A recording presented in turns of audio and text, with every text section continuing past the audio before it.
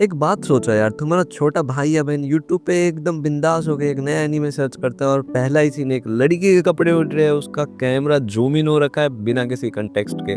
तुम क्या करोगे? ऑफ कोर्स इग्नोर करोगे ना, क्योंकि तुम सोचोगे क्या है, नॉर्मली तो है, एनीमे ये कार्टून है, क्या ही सीख लेगा इससे। बट आज की वीडियो में कुछ ऐसे क्वेश्चंस है जो कि आपको अनकंफर्टेबल कर देंगे मेरे भाई। बाकी ये वाली वीडियो बनानी ज़रूरी भी थी, क्योंकि भाई कुछ ऐसी चीज़ें इस एनीमे की दुनिया में हम एक्सेप्ट करने लग रहे हैं जो कि हमें करनी नहीं चाहिए। ये पूरी वीडियो 7 पार्ट्स में डिवाइडेड है और सारे पार्ट्स देखना, एंड तक देखना। कहीं 2 पार्ट देखे बोलो अबे क्या क्या क्या, हम तो देखेंगे कहीं ऐसे ही जज कर दो भाई। एंड तक देखना वीडियो। और मैं पहले पार्ट की बात कर लेता हूँ जो कि है फैन सर्विस। जब स्टोरी साइड में होती है और स्किन शो फ्रंट पे दिखाया जाता है। फैन सर्विस का मतलब मैं बता दूं क्या होता है, तो अगर किसी को पता नहीं तो ऐसे सीन जो सिर्फ ऑडियंस को एक्साइट करने के लिए बनाए जाते हैं, स्टोरी से उनका कोई लेना देना नहीं है।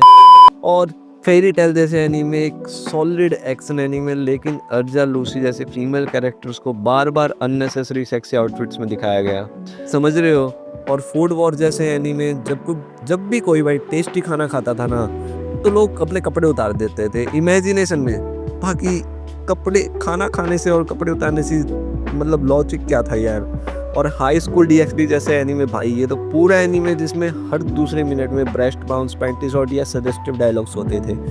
ये सब देखते देखते हमें ये नॉर्मल लगेगा, है ना। तुम ही सोचोगे नॉर्मल ही तो है क्या। बट एक बात बता मेरे भाई, अगर कोई फीमेल कैरेक्टर तभी पॉपुलर होगी जब उसकी बॉडी सेक्सुअलाइज होगी। एक बात सोच के बताना मेरे को। इन पार्ट 2 की बात करते, बहुत ही ज़्यादा डिस्टर्बिंग पार्ट है ये, सेक्सुअलाइजेशन ऑफ माइनर्स।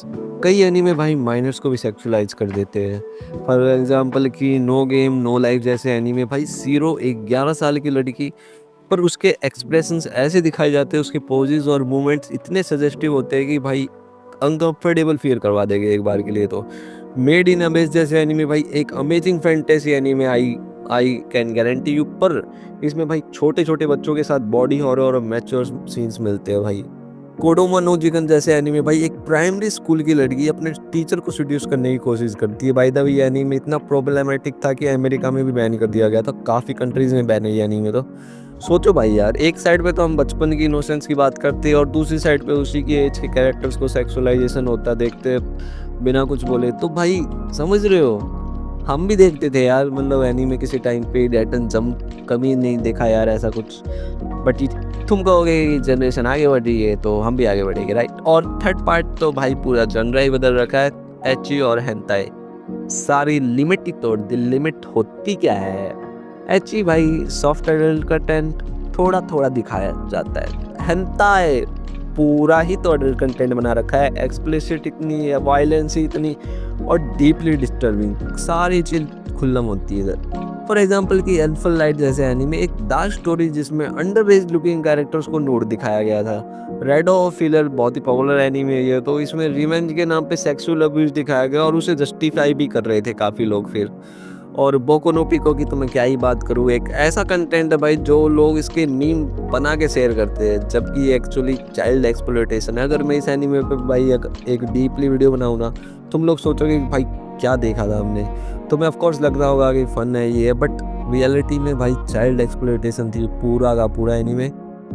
भाई देखो, एनीमे का मतलब भाई इमोशंस, एडवेंचर और दोस्ती है, लेकिन जब कंटेंट इतना ज़्यादा सेक्सुअल हो जाए कि बेसिक मॉरलिटी क्रॉस हो जाए, तो फिर हम देख क्या रहे हैं यार, एक बार सोच के देखो।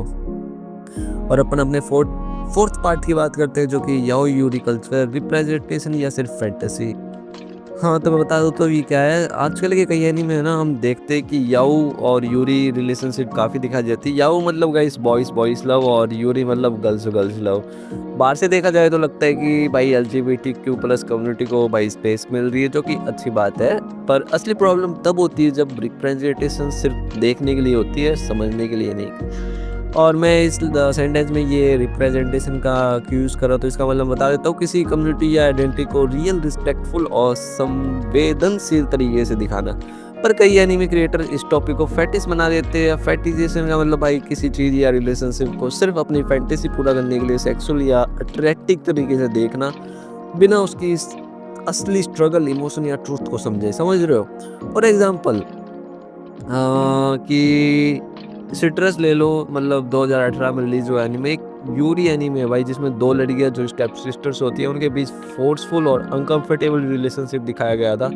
उनका रिलेशन प्यार से ज़्यादा भाई शौक वैल्यू और अट्रैक्शन के लिए लिखा गया था आई गेस। इसमें कंसेंट की भी कमी थी जो कि आई गेस रियल लाइफ में एलजीबीटीक्यू रिलेशनशिप को रिस्पेक्ट को हर्ट भी करता है।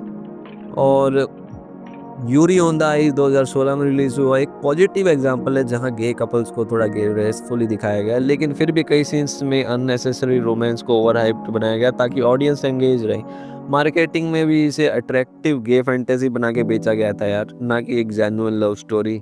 जीवन जैसे एनीमे जो 2019 में रिलीज हुए थे, इसमें लव स्टोरी और ट्रॉमा दोनों रियल लगते हैं। ये एक बेटर एग्जांपल है जिसमें तुम ट्रू इमोशंस को एक्सप्लोर करोगे, ना कि सिर्फ फिजिकल अट्रैक्शन। पर इंडस्ट्री ने इसे भी बॉयज लव फैन बेस के लिए ज़्यादा पुश किया, ना कि एलजीबीटीक्यू अवेयरनेस के लिए। तो असली क्वेश्चन यही था कि क्या हम इन रिलेशनशिप को इसलिए सपोर्ट करते हैं क्योंकि हमें रिप्रेजेंटेशन चाहिए, या सिर्फ इसलिए क्योंकि हमें कुछ डिफरेंट और हॉट देखना है। और अपना 5th पार्ट पे बात करते हैं, Japan versus India culture clash. Japan में अच्छी और फैन सर्विस नॉर्मल है भाई, मांगा शॉप पे ओपनली ऐसे कंटेंट बिकता है, 3 लोग खड़े 3 साथ में ले लेंगे भाई, ले लेना तू मेरा भी ले ले। बट इंडिया में अपोजिट है, सेंसरशिप इतनी ज़्यादा है भाई, हर चीज़ पे सेंसरशिप है। लेकिन OTT प्लेटफॉर्म्स पे सब कुछ अनसेंसर्ड चलता है, सारे एनिमे अनसेंसर्ड चलते हैं। तो प्रॉब्लम ये है कि इंडियन ऑडियंस है ना, स्पेशली यंग लोग बिना समझे बिना गाइडेंस के इतना अडल्ट और ट्विस्टेड कंटेंट देख रहे हैं और फिर वही एक्सपेक्टेशन ले आते हैं रियल लाइफ में, जो डेंजरस है मेरे भाई। और अब बात करते हैं अपने पार्ट 6 की, इंडस्ट्री प्रेशर, जब आर्टिस्ट को भी कॉम्प्रोमाइज करना पड़ता है मेरे भाई। सेक्स सेल्स इंडस्ट्री ने ये फॉर्मूला बना रखा है यार, एनीमे स्टूडियोज को ऑर्डर मिलते हैं कि भाई फैन सर्विस सीन्स डालो वरना एनीमे हिट नहीं होगा, हमारा सारा पैसा बर्बाद होगा। कई बार मांगा में ऐसे कुछ सीन्स होते भी नहीं, पर एनीमे एडेप्टेशन में भाई भर भर के दे देते हैं, ले क्या दूं तेरे को।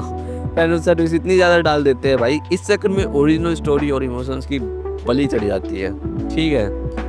और अपना last but the not least, psychological impact, जब दिमाग पे असर पड़ता है इन सब चीज़ों का। जब हम बार बार फीमेल कैरेक्टर्स को ऑब्जेक्ट के रूप में देखते हैं ना, तो सपना है ना, जो ये सबकॉन्शियस खोपड़ा है ना माइंड में, वो इमेज बन जाती है। स्पेशली अपने यंग व्यूवर्स, टीनेजर्स ये सोचने लगते हैं कि रियल लाइफ रिलेशनशिप भी ऐसी होती होगी। Body image issues, realistic expectations और कंसेप्ट का डिसरिस्पेक्ट मेरे भाई, सब यहीं से स्टार्ट होता है।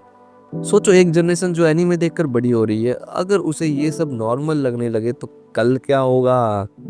एनीमे सिर्फ एक मीडियम नहीं है मेरे भाई, और ये एक फीलिंग है यार, अगर आप अच्छे से देखो, दुनिया के प्रॉब्लम से दूर भागने का जरिया भी है काफ़ी लोगों के लिए। पर अगर वही जरिया हमें स्लोली पॉइजन देने लगे तो हमें रुक कर सोचना भी पड़ता है यार कि क्या हम सच में मैच्योर कंटेंट देख रहे हैं, या सिर्फ अपनी आंखों को खुश करने के लिए किसी की क्रिएटिविटी या किसी की आइडेंटिटी, किसी की इनोसेंस का यूज़ कर रहे हैं। It's time to open your eyes guys, क्योंकि अगर हम ही चुप रहे तो प्रॉब्लम रुकेगी कभी नहीं, ओके। अगर तुम्हें भी कभी किसी एनीमे सीन ने अनकंफर्टेबल फील कराया तो कमेंट करो यार, क्योंकि तू अकेला नहीं है मेरे भाई। और तुम्हें लगता है कि ये वीडियो और भी देखे तो भाई शेयर कर देना यार, और अपना रिव्यू प्लीज़ कमेंट करना यार। एनीमे सब कुछ सिखाता है, तो भाई रिस्पेक्ट, रियलिटी और रिस्पॉन्सिबिलिटी सब कुछ सिखानी चाहिए। एनीमे भाई बहुत ही अच्छी चीज़ है अगर आप अच्छे से देखो। और गाइस लाइक बता देता, 28 लाइक्स का एम है, सो पूरा कर देना। Love you guys and peace out.